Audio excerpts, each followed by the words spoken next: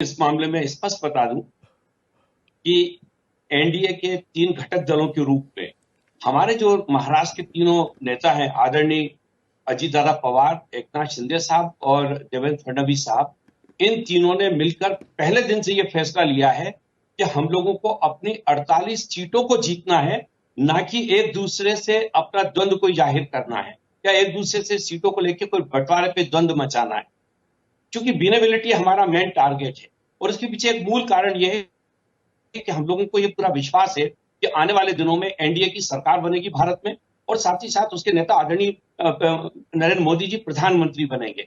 उस समय हम लोग ये चाहते हैं कि महाराष्ट्र के लोगों को नहीं, केंद्र खेल इतना सरकार की आसान सारी नहीं है ना योजनाओं का ब्रजमोहन मैक्सिमम लाभ भाई। मिले। देखिए, महाराष्ट्र में थोड़ा खेल अलग है। ये डबल लड़ाई हो रही है। ये सिर्फ लोकसभा चुनाव की लड़ाई नहीं है, विधानसभा चुनाव की भी लड़ाई है। फिर पूछूंगा, गलत तो नहीं कह रहा? नहीं संदीप जी, मैं फिर आपसे कह रहा हूं कि विधानसभा के लिए भी हम लोगों का मंतव्य बिल्कुल स्पष्ट रहेगा, विनेबिलिटी। वहां हम चाहेंगे कि हमारी महायुति की सरकार बने और हमारे अधिक से अधिक विधायक चुनाव जीत के आए। देखिए क्या है, हमारे एनडीए में कोई भी भाई अधीर रंजन जैसा कोई व्यक्ति नहीं है जो अधीर होकर पूरे के पूरे खेल को बिगाड़ने की तैयारी कर दे। यहां पूरी तौर से लोग संतोष के साथ बैठे हैं और हम लोगों को यह तो विश्वास मतलब है। मैं गलत जानकारी दे रहा हूं ना कि विजय शिवतारे वो अड़ गए हैं, डट गए हैं मैदान में कि मैं तो बारामती से लड़ूंगा। सुनेत्रा पवार का क्या योगदान?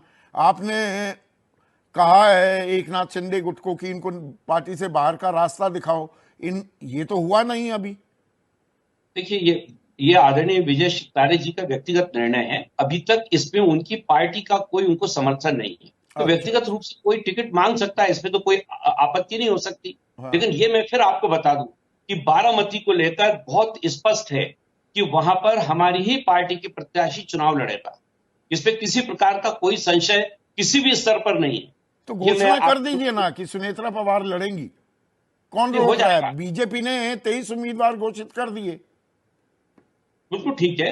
हम लोग थोड़ा ये चाहते हैं कि एक बार आईएनडीआई में तो सामने आए, पता तो लगे कि उनके पास कोई है भी कि नहीं लोग। अच्छा, तो थोड़ा सा एक रणनीतिक रूप से थोड़ा सा अगर हम लोग रुके हुए हैं, इसका ये मतलब कदापि नहीं है कि हम लोगों में किसी प्रकार की मतभेद है या अभी तक कोई सीटों के मामले में अच्छा, हम कितनी लोग सीटों किसी पर अंतिम निर्णय पे नहीं उम्मीदवार पहुंचे। खड़े करेंगे ये तो बता दीजिए।